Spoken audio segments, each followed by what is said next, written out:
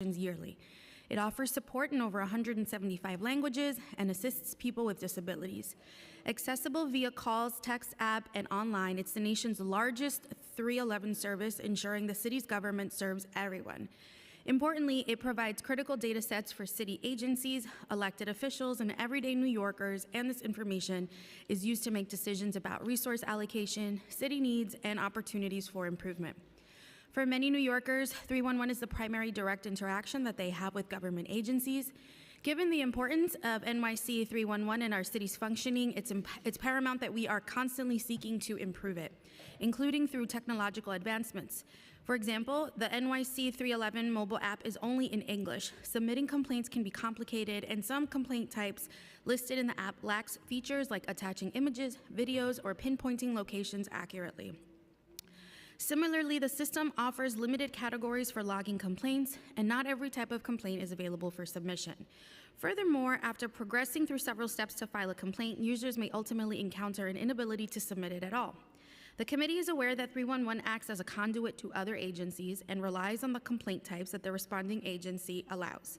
However, as the architects of one of the most important public-facing systems, we must be responsive to consistent requests for updates to the system to be more user-friendly and work collaboratively with the responding agencies to improve the 311 program.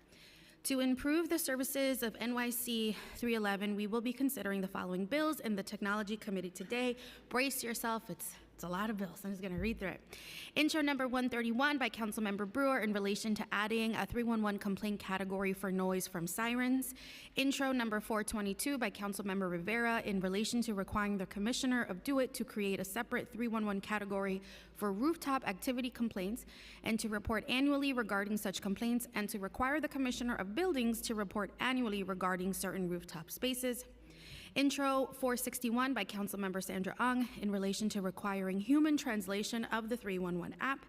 Intro number 485 by Councilmember Julie Wan in relation to requiring the 311 Customer Service Center to provide assistance relating to affordable internet programs. Intro number 582 by Councilmember Dinowitz in relation to creating a mobile application to support the efficient handling of 311 service requests by city employees.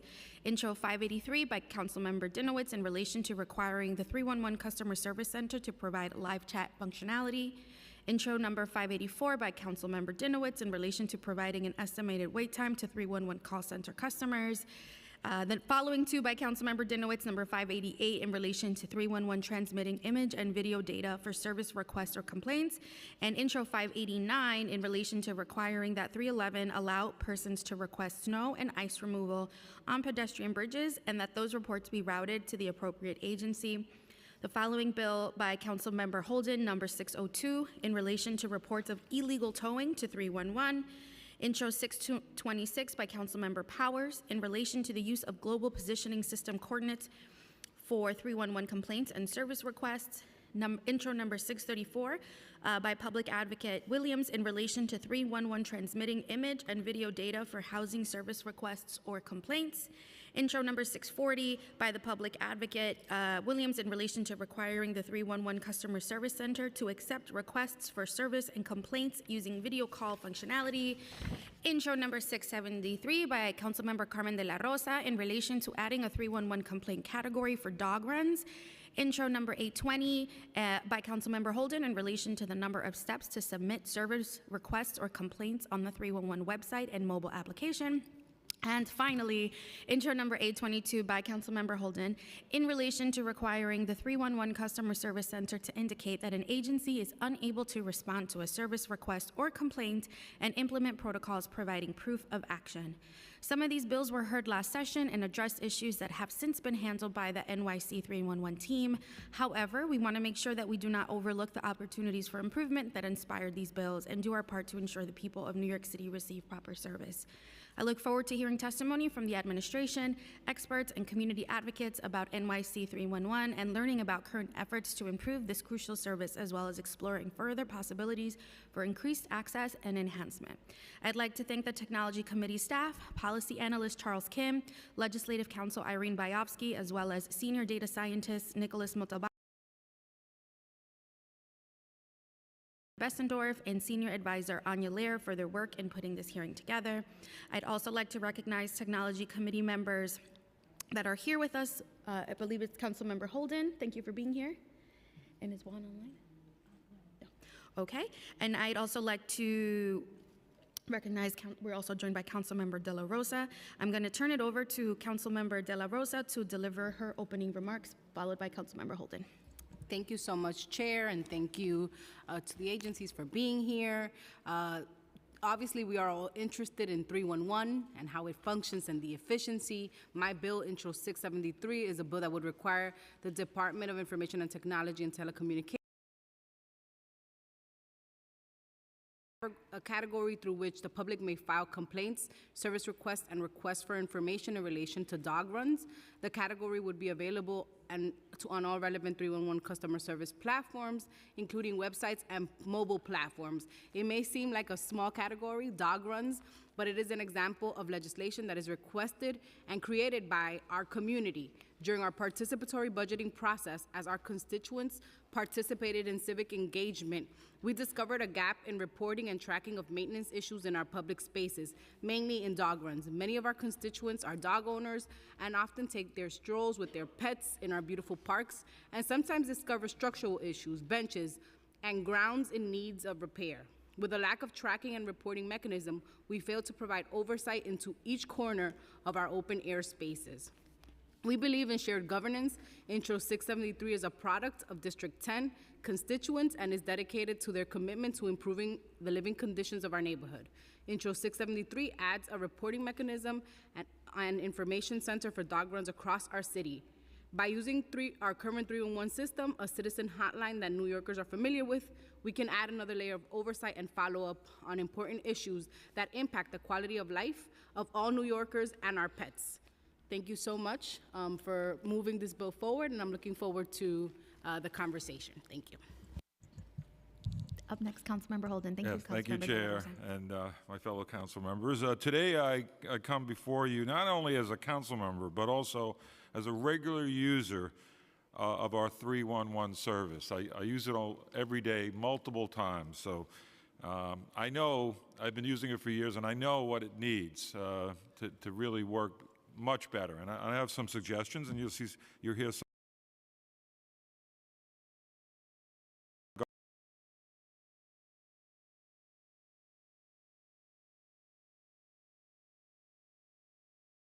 Effectively and efficiently. The package of bills we are discussing today, including my bills, Intro 602, 820, and 822, represents a significant step toward achieving some of these goals that are going to be mentioned today. Intro 602 addresses a very specific yet impactful issue, illegal towing. And we created, the City of New York created the DARP program, D-A-R-P, and ROTO to really stop chasing by these tow trucks. They run red lights, they go down one-way streets, and they jeopardize the public. They're still going on. They're still chasing. There's a lot of towing companies that are really rogue companies. That means they're not participating in these programs, so they chase. So we have to start enabling New Yorkers to report illegal towing activities directly through the 311 system, and it's not being done, and submit photographic or video evidence. We are enhancing accountability and providing our citizens with the tools they need to protect their property and, of course, their rights. Intro 820 simplifies the process of submitting service requests and complaints in just 4 steps. This is crucial to making the 311 system more accessible and user-friendly, and encouraging more people to utilize it confidently. Lastly, 822 ensures transparency and accountability when an agency cannot respond to the requests. Right now, especially with the police department, if they don't handle it within 8 hours, they say no action was taken, and it doesn't give a specific reason why they didn't fix the problem. And that's essentially upsets more New Yorkers, especially me.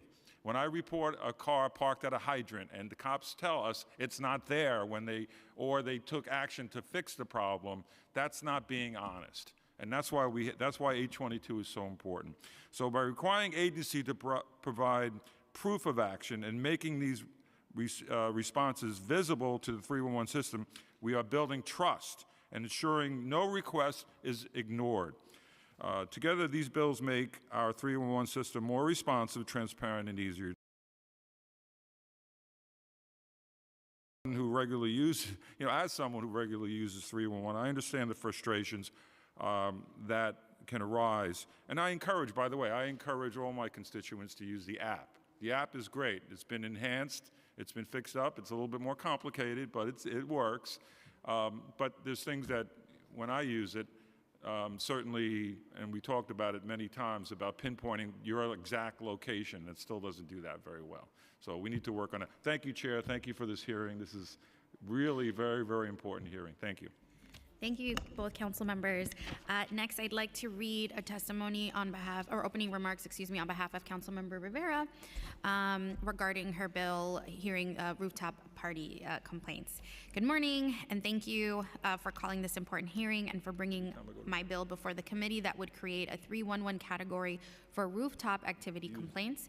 While we understand why people choose to gather on rooftops, it is essential that they do so safely and respectfully.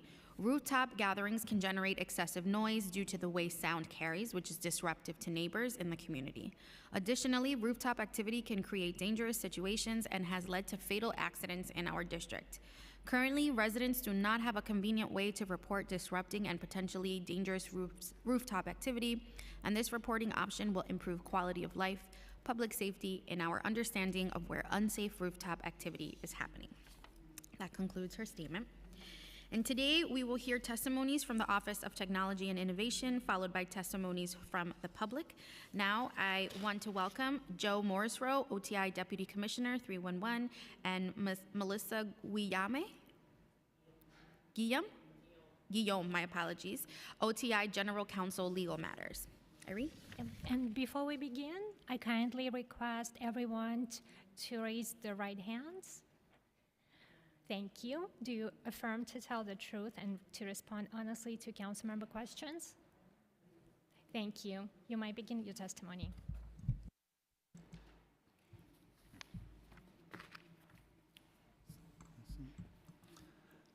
Good morning, Chair Gutierrez, and also Councilmember De La Rosa, Councilmember Holden, and members of the City Council Committee on Technology.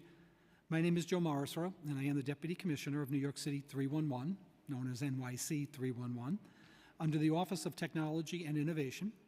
Thank you for the opportunity to testify today on NYC 311 operations. And with me today is Melissa Guillaume, OTI General Counsel. As New York City 311's Deputy Commissioner since 2008, I oversee all aspects of 311, from the operation of the most familiar component, the call center, to the creation and implementation of multiple customer-facing channels, performance results and quality control measures, interaction with city agencies, and data collection. When Mayor Adams' Executive Order 3 consolidated the city's technology agencies under OTI in January 2022, the NYC 311 team was also united within this single office. The new organizational structure strengthens and supports continual evolution and enhancements to service delivery and customer experience. As you all know, New York City 311 delivers fast and easy access to government services and information to all New Yorkers. NYC 311 is available 24 hours a day, 7 days a week, 365 days a year, and through multiple channels, including the call center and online portal, text, mobile application, and social media. Originally launched as a call center, New York City 311 has evolved into the most comprehensive municipal government service platform in the nation. NYC 311 received 37 million customer contacts in 2023, and on an annual basis receives more calls than all other U.S. City 311 call centers combined. I'm also pleased to share with the Council a recent report by an independent third party on the public's satisfaction with New York City 311. Call center representatives received a customer satisfaction rating of 94%, positioning NYC 311 in the top 10%, outperforming even private sector companies. This level of public satisfaction is a testament to the dedication and commitment of the NYC 311 team that serves their fellow New Yorkers each and every day. It is important to note that NYC 311 serves as the platform to provide information and services to the public. With few exceptions, public interactions with NYC 311 result in one of the following outcomes. An information request, which is the most popular, such as when is my trash pickup day. A referral to an external entity, such as a transfer to the New York State Department of Labor or a referral to the FCC. And a service request, such as submitting a ticket. We rely on our collaborative relationships with each agency to build out the service request forms and information pages, which are also known as knowledge articles, that properly reflect the mission and services for each agency or office. With respect to service requests specifically, NYC 311 does not create them in a vacuum. There must be an agency that will accept the request, investigate, and if applicable, enforce. When an agency decides that adding a new service request is necessary, it contacts NYC 311 to create, test, and deploy a complaint form. There are various bills we will discuss today that propose the creation of a new or modified service request, some of which are in production today. I would like to invite any council member to reach out to OTI with gaps in service requests so NYC 311 can loop in the potential responding agencies to see if a service request can be implemented without the need for legislation. I will now turn to the pieces of legislation associated with this hearing. Ready? Good? All right. Okay. Intro 131 relates to creating a New York City 311 service request category from noise from sirens. As the committee is aware, noise complaints are among the top service request types NYC 311 intakes year after year. The NYC 311 service request has a closed-loop process where NYC 311 is responsible for the triage and intake of the service request information, and the agency is responsible for investigating, responding, and updating the status of the service request once the agencies have investigated. This is the closed-loop process customers expect when filing a service request with NYC 311. Intro 131 asks that a service request be taken for siren noise, but we are unaware of any city agency that would accept such a request, making the closed-loop process that customers come to expect from NYC 311 impossible.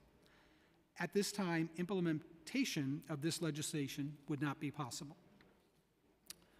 Intro 422 relates to creating a separate NYC 311 category for rooftop activity service request and to produce an annual report.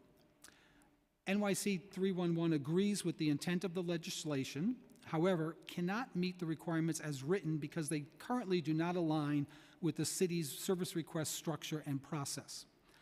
The bill would require that rooftop activity be the complaint, such as the problem name, and the type of issue, such as noise or exceeding authorized rooftop occupancy, be a subcategory and then route to the appropriate agency for response. The 311 service request model cannot support this data hierarchy structure. There is also a requirement to create a subcategory for public safety complaints. This subcategory is too vague, and any public safety issue call has to be triaged for potential emergency response. However, NYC 311 is already in conversations with agencies that would receive these complaints to figure out how we can create or code rooftop activity complaints within the existing service request framework. This approach will also allow the data to be available in NYC Open Data. Intro 461 relates to creating human translations for the NYC 311 app. Local Law 30 requires covered agencies to appoint language access coordinators, translate commonly distributed documents into the 10 designated languages, provide telephonic interpretation in at least 100 languages, and develop a language access implementation plan, among other requirements. NYC 311 is in compliance with this law.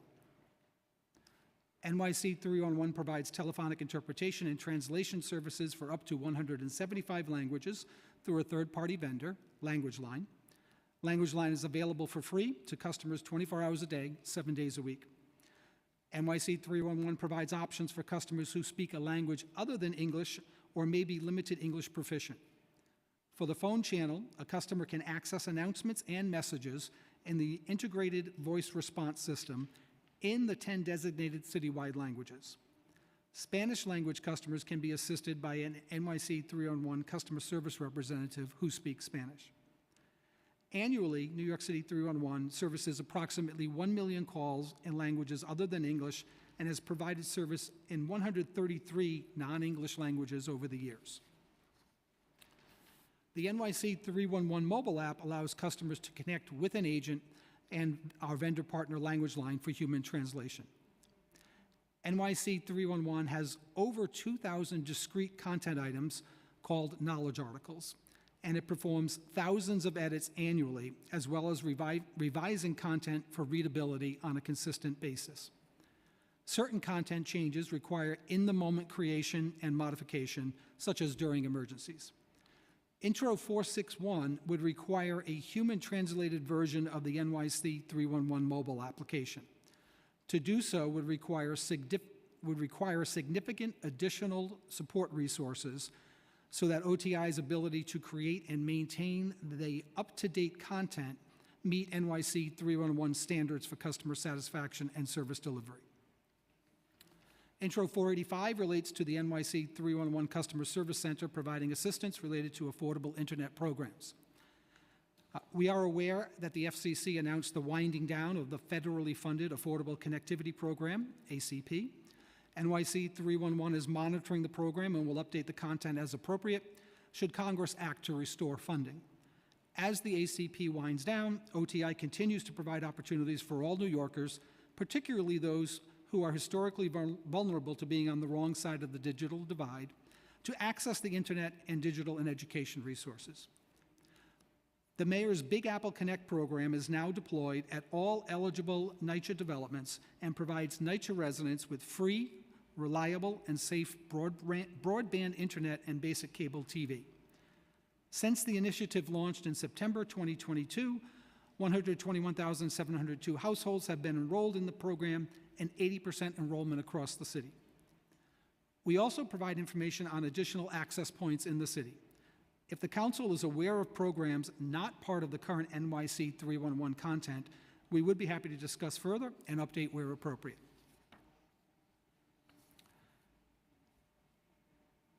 Intro 582 relates to creating a mobile application to support the efficient handling of NYC 311 service requests by city employees.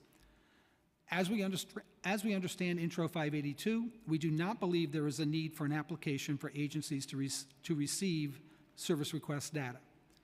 NYC 311 coordinates with service request agencies to ensure they receive the service request information in real time and in a way that best suits their business need workflow. Many agencies have their own applications they service requests.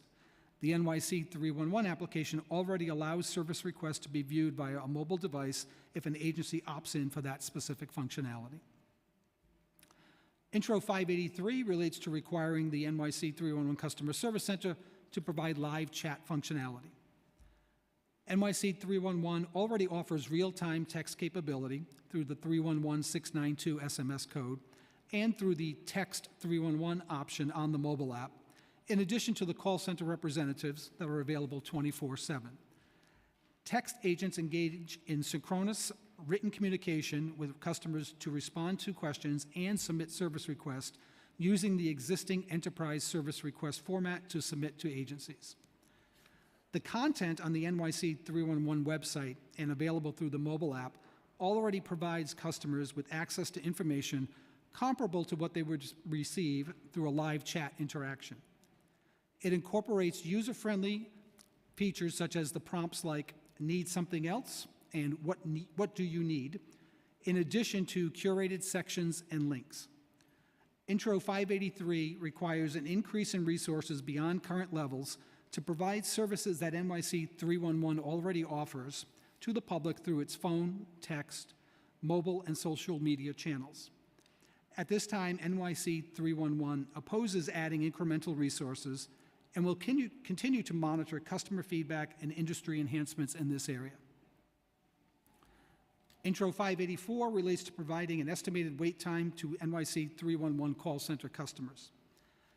NYC 311 will review queuing system options that provide estimated wait time to customers as a potential enhancement to the high call volume protocol. Intro 588 relates to NYC 311 transmitting image and video data for service requests. All NYC 311 service requests already accept image or video, except for Housing Preservation and Development and the Department of Homeless Services per their request due to privacy concerns. Intro 598 relates to creating an NYC 311 service request category for snow or ice on pedestrian bridges. It is possible to file a service request today for snow on a pedestrian bridge, but it is limited to the call center. NYC 311 is in discussions with the Department of Transportation to streamline the process and make filing a service request for snow or ice on a pedestrian bridge available across all channels for the next snow season. Intro 602 relates to creating a NYC 311 service request for illegal towing by a tow truck company. NYC 311 already accepts these requests, which are routed to the Department of Consumer and Worker Protection. Intro 626 relates to the use of global positioning system coordinates for NYC 311 service requests.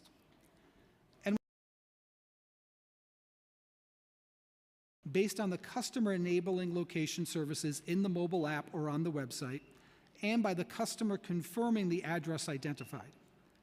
If location services functionality is disabled, NYC 311 collects latitude and longitude based on the address entered by the customer. NYC 311 is exploring a new geolocator service that will take it a step further and collect latitude and longitude based on a pin drop, then identify the address in the format required by the agency based on the service request, such as address, intersection, or block face. Funding for the enhanced mapping is being pursued.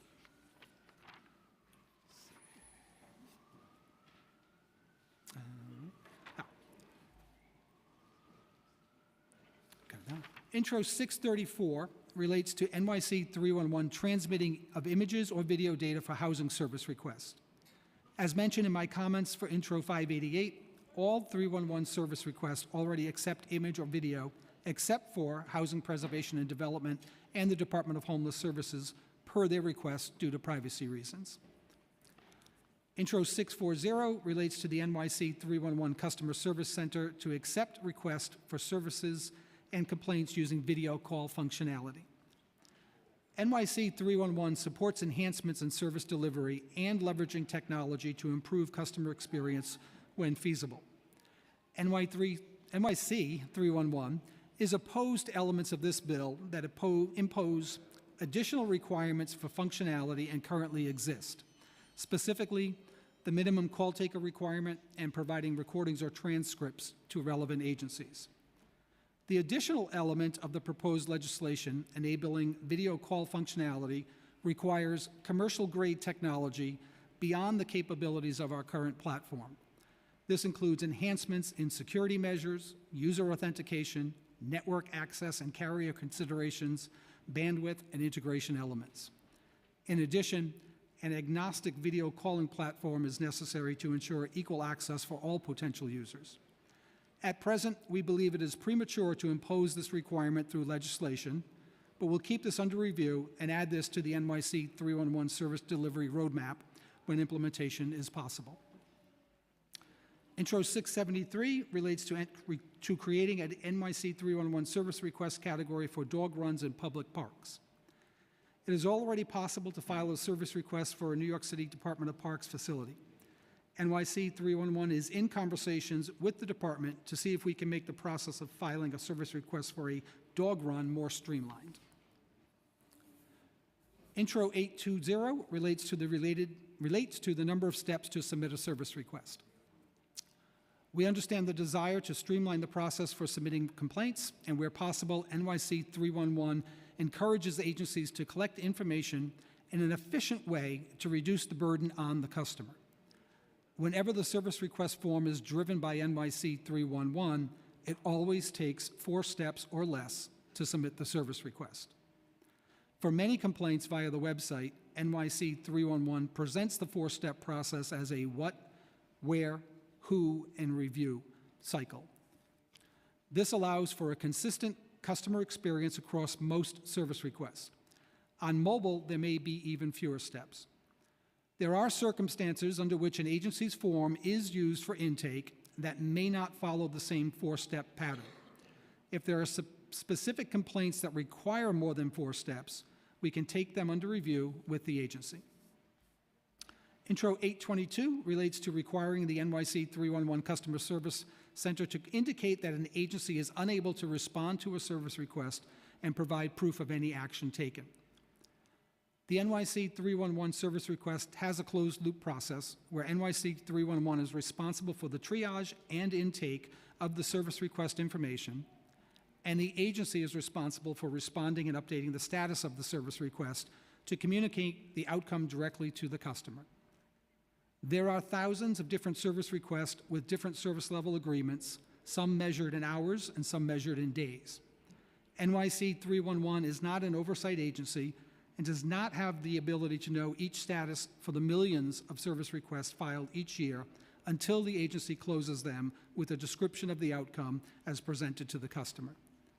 NYC 311 can work with any agency that wishes to update and improve their messaging of service request outcomes for a better customer experience. Finally, on behalf of my colleagues and on behalf of the hardworking and dedicated 311 team, I thank Chair Gutierrez and committee members for your time and for this opportunity to testify. I'm happy to take questions. Thank you so much. Before we go on, I'd like to recognize we have some very special guests from the City Workers Bring Your Child to Work Day. We've got some visitors today. Welcome, everybody. I hope you enjoy.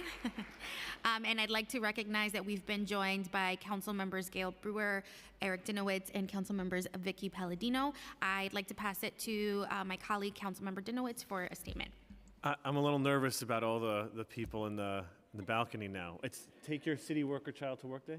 City Workers Bring Your Child to Work Day, yeah. Oh. I know, we could have brought our I kids. should have brought my kids. I failed as a father. All right. Don't make a 311 complaint against me, please. Well, good morning, everyone. Good morning. Thank you. I want to thank Chair Gutierrez for the opportunity to speak about a number of bills that I think will improve the 311 system here in New York City. I mean, if you could just imagine what a lot of my constituents go through. They're in the middle of a park and they see a homeless encampment or even just a homeless person. And we have big hearts here in New York City. We want to help that person. And we are told by DSS, we're told by our agencies, the thing to do is to call 311 to get the outreach person. But I have the third biggest park in New York City. There's no address in the middle of the park. And there's no real efficient way to help that person who's in need of help. I'm on the app right now. There's no way to geolocate where you are in the app and to transmit that information so that the person can get help. We have a lot of older adults in my district who have to go across a footbridge that goes over a highway, but there is no way on the app to request that there is snow removal on the bridge. There are people who see with their own eyes what's going on in their community and they want to send video, but on the app that I'm on right now, there isn't a way to send video, at least not for every complaint, to 311 and then subsequently to the respective agencies to help alleviate the problem. You know, there are a lot of improvements that can be made to 311, and that's what we're looking to do today. 311 is the way that New Yorkers access city government. In fact, when people call our office and we call the agency, the first thing that the agency asks for is the 311 complaint number. But if there's no way for someone to meaningfully or efficiently get that information, we therefore are restricted in the way we are able to help our constituents. So there are a number of bills you addressed. I just want to read them again. 640 would allow constituents to video call 311 directly. And this is important to increase accessibility. Perhaps someone has hearing or verbal impairment. This would allow two-way communication with running print at the bottom of the screen in real time. And live chat, 583, allows a broader number of requests to be made even when lines are busy and employees are unavailable. This is, of course, distinct from texting or a texting system. 589, it deals with snow on pedestrian bridges. It allows a far more encompassing range of request types to be made that creates an inherent accessibility for district-specific issues. Ice on pedestrian bridges, such as the Henry Hudson pedestrian bridge in my district, is a safety hazard, especially, as I mentioned, for older constituents. They need to be able to report this, and my co-prime sponsor on the bill, Councilmember Natasha Williams, has the same concerns in her district. The geotagging, as I mentioned, is 626 with myself and Keith Powers. And this, by the way, happened to me where there was a homeless person, a person in need of help on the street, and there was no address nearby for me to type in. And it was a real struggle to try to provide this person with the help they need, and that's for everything. And again, on the app, I think the only way you can geotag something is with rats, which, we all hate. But there are other things, a fallen tree, broken sidewalks, which are, abandoned cars, which don't necessarily have an address. We need to be able to transmit location data. It's 2024. And there are two bills I know aren't part of this committee, but we deal with 311, so I do want to mention them. They're part of governmental operations. An agency report card, Bill 587, would create transparency on both ends. I think many of us know that you make a 311 complaint, you find that the complaint is listed as closed by the agency, even though the problem persists. And this would allow feedback, a feedback mechanism for users to actually say whether their complaint was closed or not, and a customer satisfaction, and would allow us to better address with you the efficiency and responsiveness of 311. And Intro 744 would preserve, deals with duplicate prompts, which would preserve multiple requests for the same issue, rather than deleting them, thereby conveying the sense of urgency and need for assistance. Again, I wish to thank Chair Gutierrez for the opportunity to speak about my legislation, which is laser focused on finding ways this body can improve our city agencies' ability to respond to the needs of our constituents. Thank you, Chair. Thank you. Thank you. I am going to move on to some questions before handing it off to my colleagues who I know are eager to explore a little bit more about their legislation. My first question, Deputy Commissioner, is what is the present head count for NYC 311? Oh, can you turn on your mic? Thank you. For the call center representatives, title CCR, the budgeted headcount is 248. And that's how many you have? Currently we have that many, yes. Okay. And those are for the call center operators, and what is the head count, other remaining employees? For the organization in total, then the total headcount is 394. Okay. Okay. Did the number of call center operates change in the last 2 years? No, it's remained steady. Okay. Are any of the call operators outsourced? We have a overflow vendor contract that handles overflow calls, that does provide call center agent resources. So that is an overflow, an outsourced contract. Okay. And when is it determined, I guess, what is the benchmark for determining overflow calls and then using the The ability to do overflow is when volume is managed, peak volume will increase. We'll have an emergency situation, you'll have an increase in call volume. We consider that an overflow situation. So then, what is the name of that vendor? the vendor is King Teleservices, and they're located in Brooklyn, New York. Okay. Can you share if you're utilizing this outsourced vendor daily, weekly, monthly? How many times monthly? So we do utilize them daily. Okay. In order to have an effective overflow environment, you need to have a steady state. So when the increase does occur, you have a base that exists that you can build off of. So daily, okay. Daily. And is there specific training done with this particular outsource vendor to interface with members of the public? Yes, there is. The vendor resources go through the same training program. They're subject to the same quality assurance and evaluation steps that city employees are. The systems are governed by OTI, the system that the vendor uses. and the practices and the policies that they follow are the same that the 301 city staff follow. Okay, and the current contract that you have, when is that current until? It was registered 2 days ago Oh, and will continue through February of 2026. okay. And is there an RFP that goes out for this, or? Yes, bidding? there was. The current contract is the second of 2-year renewals following a 5-year term. So the RFP went out 9 years ago. Oh, okay. Okay, 9 years ago. And for these particular operators, do they speak any other languages? Can you share a little bit more about kind of what the breakdown is? Yeah, sure. So yes, they all they all speak English, and there's a portion that are bilingual in English and Spanish. Okay, so those are the only languages. Okay. Is there any intention to create a system for these overflow operators? I don't know what the proper term is. Sorry. To recruit members that speak other languages, or for now, is it primarily because that is the amount of calls that you get in English and Spanish? Right. Yeah, right now it's for the overflow vendor, but also for the city staff, the focus is for English and Spanish bilingual. We've learned and determined that the most expedient and efficient way to handle languages other than English and Spanish is to rely on our third-party language line. Language line, okay. Okay, I want to move to the app a little bit before passing it on to my colleagues. Can you share how many employees are working on developing or maintaining the mobile app? I can give some basic information. Let's see.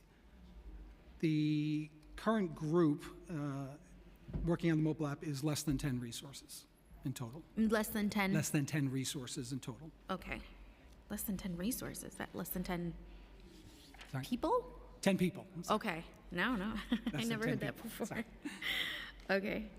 And is that every time you need to update the app in particular, is that happening in-house, or is that one of the 10 staff members, or is that a vendor being used? Good. So OTI owns the mobile app and provides product management, setting priorities, and the leadership. A joint team of OTI and contracted vendor are responsible for the development and the maintenance. So recent release that we just had in March, that was an example of development and then ongoing maintenance. So this joint team of city staff and contracted vendor, totaling less Okay. than 10, is what's responsible. So it's OTI and then a vendor that they choose. Do you know what the name of that vendor is? The vendor that we use in this particular case right now is IBM. IBM, okay. And are you or anyone at 311 responsible, or not responsible, but do you all get to weigh in on the selection of the vendor, or is that a separate unit within OTI? I would say there's a standard process to follow if any time a vendor is being used, and that's what we would follow within OTI or with any other group. Okay, and IBM has been the vendor for the mobile app since when, you said? I didn't say since when. I'm trying to think of the answer to that. Oh, I thought you said it was recently. Sorry, they are current. They have been. I don't know the start date, though. I'd have to check on that. Okay, maybe this year, or? Oh, no, longer than this year. Okay, and, okay. And what can you share about this most recent update? What are some of the features that you can tell us?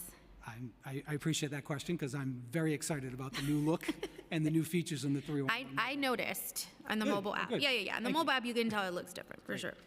It was released in March. I'll take a quick moment to commend the mobile app team. They did a lot of hard work, and their approach was really focused on the customer. So I appreciate the feedback we've received from council over the years that actually fed into some of that. There's a new look and a feel, there's a streamlined navigation, and there's new features and content at a very high level. My favorite is there's a new next scheduled change section on the homepage. It takes the standard daily status for parking, schools, and collection, which typically is presented in the current day, and millions of New Yorkers are interested in that information. But it adds a section that flags the next scheduled change. So you see today, and then you see what any of those three, the next scheduled change date is going to be. It's a really cool feature. I think it's actually a pretty elegant step that customers really like. Yes. Real-time user feedback, fantastic. Yes. Yeah, absolutely. I'm sorry, anything else? Any other update? Okay, thank you. And are there any plans for any other features or updates to the mobile app? So we're always looking at how do we enhance, how do we evolve, technology changes and updates, so we're looking at that. And we're always looking for feedback, customer feedback through surveys, feedback from council members. So part of that will go into our process. Don't have anything specific to share at the point, but we're open to feedback. And I'd like to acknowledge Councilmember Eric Botcher, who's just joined us. I have just 2 more questions before I pass it off to Councilmember Holden. I'm curious about this feedback piece. Is there some kind of like what is the survey process? Is it on the website? Are people only prompted after filing a service request?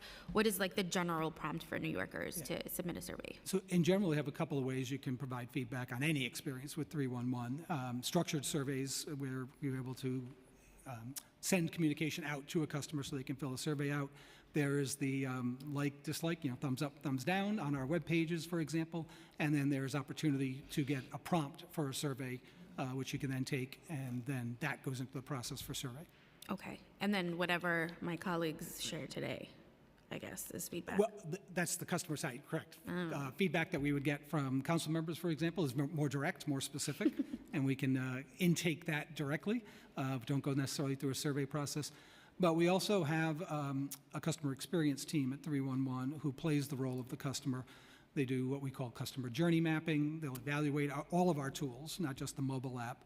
And as experts with a customer ear and a customer focus, they come up with suggestions and recommendations that get incorporated as well. Great, thank you. I'm going to pass it off to my colleague, Councilmember Holden, for questions, and then Councilmember Brewer, and then Councilmember Dinowitz. Thank you, Chair, and thank you, Commissioner. On the 822, Intro 822, you say you're not an oversight agency. However, if you're, I use the app because it's faster, because I do a lot of complaints on 311, and especially parking, and commercial vehicles, for instance, are a big problem in my neighborhood, and many neighborhoods in district. They park on residential streets. What happens when we put it in, the police don't respond sometimes within the time limit. Where a truck can be legally parked in New York City residential streets, a commercial vehicle, after 5 a.m. So let's say the police respond at 5:15 a.m. What they write is, no police action was necessary.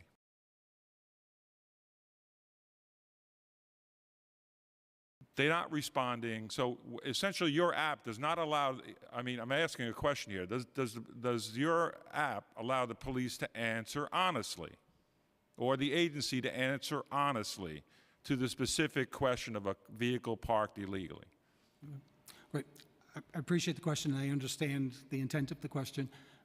What I would focus on is the 311 piece of that. What we work on is making sure the intake and the referral process works. So at the moment, in your example, at 9 p.m., when you put it in place, it's available and it's there. The process then goes to the responsible agency for response. We don't have the ability to govern or control the handling of that response. Our focus is making sure it's accurate and complete, basically by doing the correct So setup. you can't, so the app doesn't allow, after it leaves us, and let's say from me on the phone, it doesn't allow the agency to type in something that a sentence or two to explain the situation? Okay. What it does do is the process allows for that. The app itself is not the vehicle to do that. The process is you submit the service request. It electronically goes to the responding agency in the same system. The agency then will take action on that. Their update is not to the app itself, it's to the process. They will update the service request. That information is then available in the service request. If you do a service request lookup, service request status, that their most current information from an agency will be populated there. That varies depending on the service level agreement, depending on agency, depending on the service request type. But the process allows for that. It's not the app, the physical app itself that's doing that. I feel I just went around in circles. I would like honesty, and that's what this bill is about. If somebody takes the time, and here we are trying to protect our neighborhoods, quality of life. We're trying to get a car ticketed at a hydrant. And then what comes back from the agency is not true, because the police will tell me, well, we couldn't see the photo, or we couldn't see this, we couldn't see that. They have excuses, but they're not giving us honesty, and that's all I'm after. If you can come up with a solution to that, if you have some suggestions, whether it's a pull-down menu on whatever the police see, but I put in sanitation complaints also on property that was littered. I mean, literally all over the place there was debris and litter, and I know the agency didn't respond. And I know you're not an oversight, we are, but it's if there's no accountability, that means that there's something on the agency's response to our complaint that could tell us they were there, that they responded.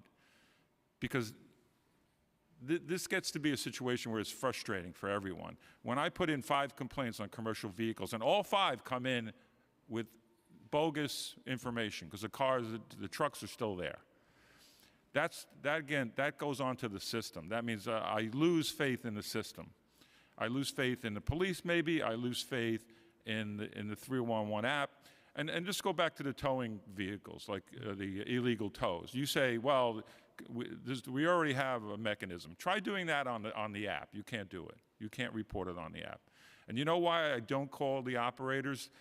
Because I have streets in my neighborhood: Juniper Boulevard South, Juniper Boulevard North, Juniper Valley Road. Try to report that on a 311 operator. You have to spell out everything. It's tough. I understand that, but it takes a lot more time.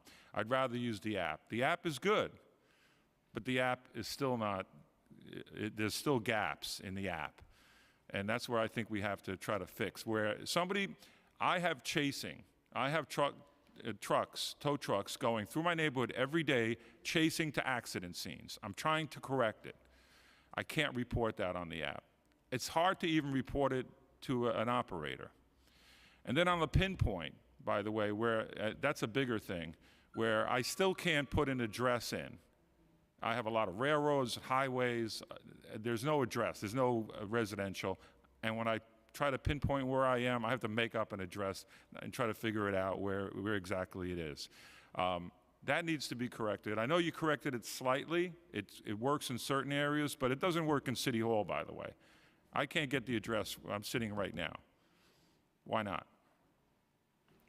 Why can't I get it? Yeah. So I can answer that question, and you had several others. I know, I had other questions, but okay. answer the... So right now, we need to upgrade the mapping capability